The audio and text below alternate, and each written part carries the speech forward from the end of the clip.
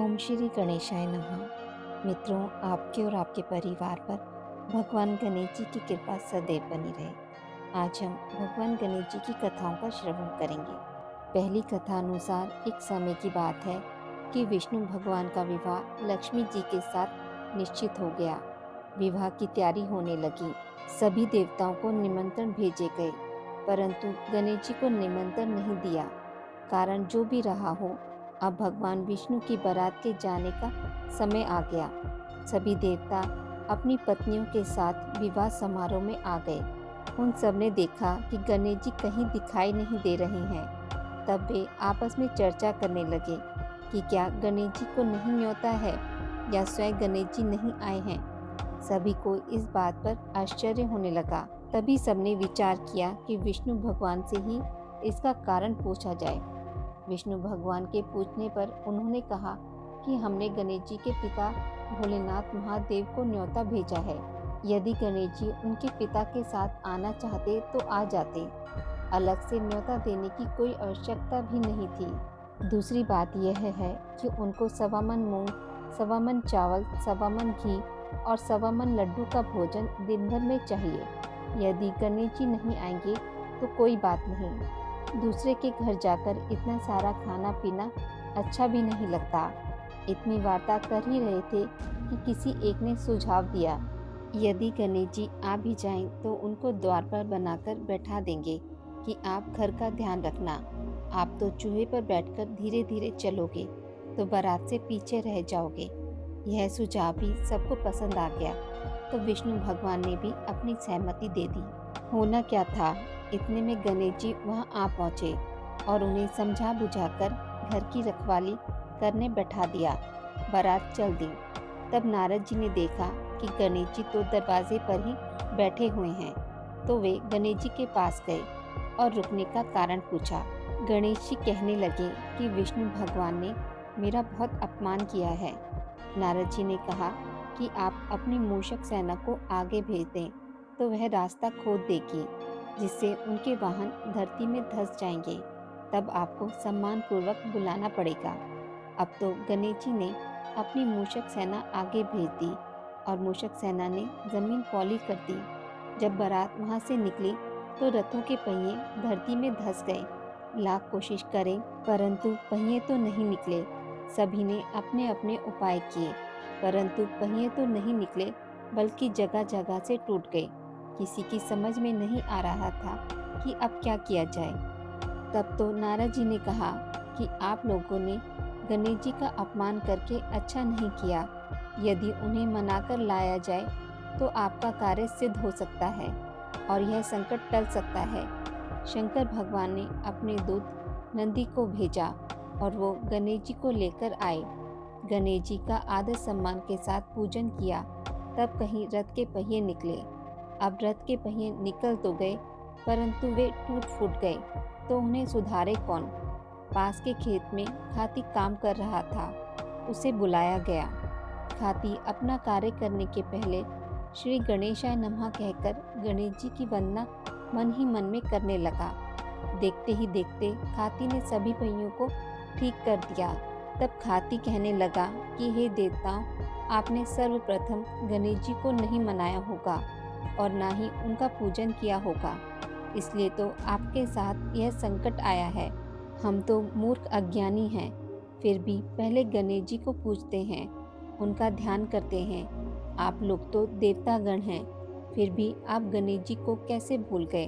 अब आप लोग भगवान श्री गणेश जी की जय बोलकर जाएं, तो आपके सब काम बन जाएंगे और कोई संकट भी नहीं आएगा। ऐसा कहते हुए बारात वहां से चल दी और विष्णु भगवान का लक्ष्मी जी के साथ विवाह संपन्न करा के सभी सकुशल घर लौट आए। दूसरी कथा अनुसार एक बुढ़िया थी। वह बहुत ही गरीब और अंधी थी।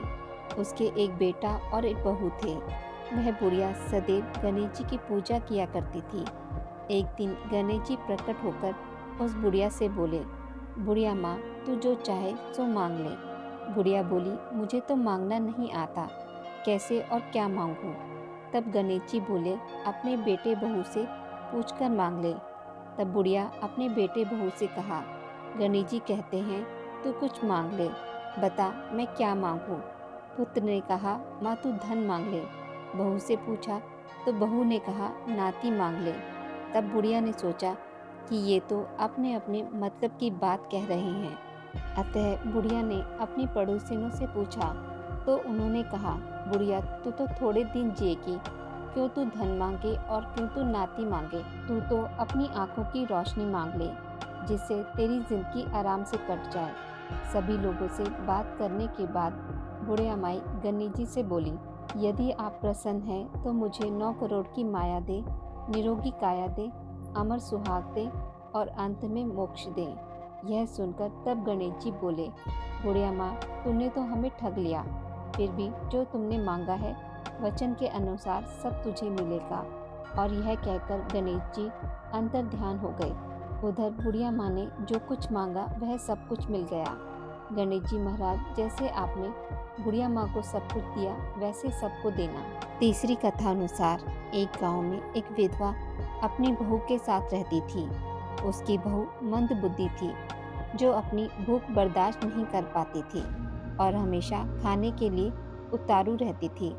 वह सबसे पहले उठकर खाना खाती थी, फिर घर के बाकी काम किया करती थी। एक दिन विधवा ने अपने घर में पूजा करवाने का सोचा, लेकिन वह थोड़ी परेशान थी, क्योंकि उसकी बहू अगली सुबह उठते ही खाना खाने के लिए दौड़ेगी और पूजा के लिए बनाए गए पकवान को झूठा कर देगी। अपनी बहू को पूजा के लिए बनाए गए पकवान से दूर रखने के लिए विधवा ने एक तरीका निकाला। पूजा वाली सुबह उसने एक मटका लिया और उसके नीचे एक छेद कर दिया और अपनी बहू से बोली कि आज पूजा है, इसलिए खाना खाने से पहले पानी भर के ले आओ। बहू भी चालाक निकली। उसने देख लिया था कि विधवा ने मटके के नीचे छेद कर दिया है, इसलिए वह अपनी साड़ी में आटा बांधकर पनघट पर चली गई। वहां उसने आटा निकाला और कुएं के पानी की मदद से बाटियां बनाने लग गई। कुएं के पास ही एक शमशान घाट था, जहां चिता जलाई जा रही थी। बहू ने उसकी आंच में अपनी बाटियां सेक ली। उसकी बाटियां सूखी थी तो वह पास में ही गणेश जी के मंदिर चली गई, जहां गणेश जी को किसी ने चोला चढ़ाया हुआ था। उसने देखा कि गणेश जी की तौंद पर घी लगा हुआ है। उसने उस घी को अपनी बाटी पर लगा लिया और उसका भोग गणेश जी को लगाकर वह बाटियां खा ली और घर वापस चली गई। बहू की इस हरकत पर गणेश जी को बहुत गुस्सा आया और उन्होंने गुस्से में अपने नाक पर उंगली चढ़ा लिया। जब गांव वालों ने देखा कि गणेश जी ने अपने नाक के ऊपर उंगली चढ़ा लिया है तो उन्हें मनाने लगे। बहुत कोशिश करने के बाद भी गणेश जी नहीं माने। उन्होंने अपनी उंगली नाक से नहीं उतारी। जब यह बात राजा को पता चली तो राजा ने बड़े बड़े पंडितों और ज्योतिषियों को बुलाया और हवन करवाया, लेकिन गणेश जी फिर भी नहीं माने। सब बहुत चिंतित हुए।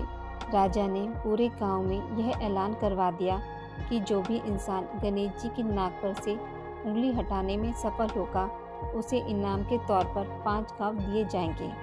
गांव के सभी लोग गणेश जी को मनाने में लग गए, लेकिन गणेश जी माने ही नहीं और अपनी उंगली चढ़ाए रखे। अंत में विधवा की बहू बोली कि अगर सब उसे आज्ञा दे तो वह गणेश जी की उंगली हटा सकती है। उसकी बात सुनकर विधवा हंसने लगी और बोली कि जब बड़े बड़े विद्वान कुछ नहीं कर पाए तो वह कैसे गणेश जी को मना पाएगी। किसी ने बोला कि जब सब लोगों को मौका दिया है तो उसे भी एक मौका मिलना चाहिए। फिर सभी लोग बहू को एक मौका देने के लिए मान गए, लेकिन बहू ने एक शर्त रखी। उसने कहा कि उसके घर से लेकर मंदिर तक एक पर्दा बांधा जाए। सब लोगों ने सोचा इतना सब कुछ तो हो ही चुका है, तो पर्दा बांधने में क्या जाता है। बहू के कहे अनुसार उसके घर से लेकर मंदिर तक एक पर्दा लगाया गया। बहू ने अपना दिमाग लगाया और वह अपने पेटीकोट में मोगरी छिपाकर मंदिर में चली गई। मंदिर जाकर उसने गणेश जी से बोला कि मैंने आपके तोंद से ज़रा सा घी क्या ले लिया, आपने अपनी नाक पर उंगली चढ़ा ली। अब नाक पर से उंगली हटा रहे हो या दूं एक मोगरी की, अभी आपके टुकड़े टुकड़े हो जाएंगे। बहू की यह चेतावनी सुनकर गणेश जी थोड़ा डर गए और उन्होंने सोचा कि यह तो पूरी पागल है। कहीं सच में यह मुझे मोकरी ना मार दे। गणेश जी ने बिना सोचे समझे अपनी नाक पर से उंगली हटा ली, जिसे देखकर गांववासी खुश हो गए और बहू का जयकारा करने लगे। राजा के ऐलान के मुताबिक बहू को 5 गांव इनाम में दिए गए। इस कथा के अनुसार लोग गणेश जी भगवान से यह मांगते हैं कि वह भी उस बहू की तरह सबकी बात मान जाए और उनकी मनोकामनाएं पूरी कर दे। चौथी कथा अनुसार एक बार बाल गणेश अपने मित्र मुनि पुत्रों के साथ खेल रहे थे। खेलते खेलते उन्हें भूख लगने लगी। पास में ही गौतम ऋषि का आश्रम था। ऋषि गौतम ध्यान में थे और उनकी पत्नी अहिल्या रसोई में भोजन बना रही थी। गणेश जी आश्रम में गए और अहिल्या का ध्यान बढ़ते ही रसोई से सारा भोजन चुरा कर ले गए और अपने मित्रों के साथ खाने लगे। तब अहिल्या ने गौतम ऋषि का ध्यान भंग किया और बताया कि रसोई से भोजन गायब हो गया है। ऋषि गौतम ने जंगल में जाकर देखा तो गणेश जी अपने मित्रों के साथ भोजन कर रहे थे। गौतम ऋषि उन्हें पकड़कर माता पार्वती के पास ले गए। माता पार्वती ने चोरी की बात सुनी तो गणेश जी को एक कुटिया में ले जाकर बांध दिया। उन्हें बांधकर माँ पार्वती कुटिया से बाहर आ गई। उन्हें आभास होने लगा जैसे गणेश जी उनकी गोद में हैं, लेकिन जब देखा तो गणेश जी कुटिया में बंधे दिखे। माता काम में लग गई। उन्हें थोड़ी देर बाद फिर आभास होने लगा जैसे गणेश जी शिव गणों के साथ खेल रहे हैं। उन्होंने कुटिया में जाकर देखा तो गणेश जी वहीं बंधे दिखे। अब माता को हर जगह गणेश जी दिखने लगे, कभी खेलते हुए, कभी भोजन करते हुए और कभी रोते हुए। माता ने परेशान होकर फिर कुटिया में देखा तो गणेश जी आम बच्चों की तरह रो रहे थे। वे रस्सी से छूटने का प्रयास कर रहे थे। माता को उन पर अधिक स्नेह आया और दयावश उन्होंने उन्हें मुक्त कर दिया। पांचवी कथा अनुसार एक बार भगवान शिव के मन में एक बड़े यज्ञ के अनुष्ठान का विचार आया। विचार आते ही वे शीघ्र यज्ञ प्रारंभ करने की तैयारियों में जुट गए। सारे गणों को यज्ञ अनुष्ठान की अलग अलग जिम्मेदारियां सौंप दी गई। सबसे बड़ा काम था सारे देवताओं को यज्ञ में आमंत्रित करना।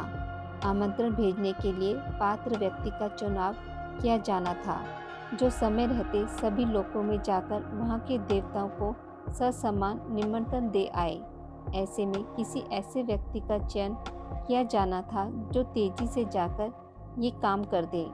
लेकिन भगवान शिव को ये भी डर था कि कहीं आमंत्रण देने की जल्दी में देवताओं का अपमान न हो जाए, इसलिए उन्होंने इस काम के लिए गणेश जी का चयन किया। गणेश जी बुद्धि और विवेक के देवता हैं। वे जल्दबाजी में भी कोई गलती नहीं करेंगे। ये सोचकर शिव जी ने गणपति जी को बुलाया और उन्हें समस्त देवी देवताओं को आमंत्रित करने का काम सौंपा।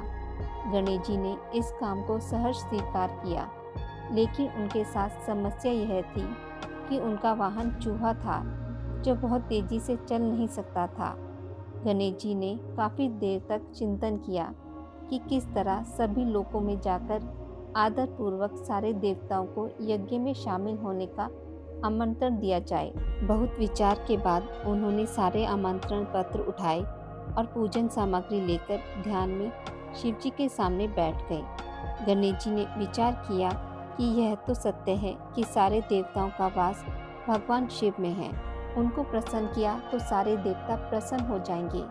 ये सोचकर गणेश जी ने शिव जी का पूजन किया और सारे देवताओं का आवाहन करके सभी आमंत्रण पत्र शिव जी को ही समर्पित कर दिए। सारे आमंत्रण पत्र देवताओं तक स्वतः पहुंच गए और सभी यज्ञ में नियत समय पर पहुंच गए। इस तरह से गणेश जी ने एक मुश्किल काम को अपनी बुद्धिमानी से आसान कर दिया।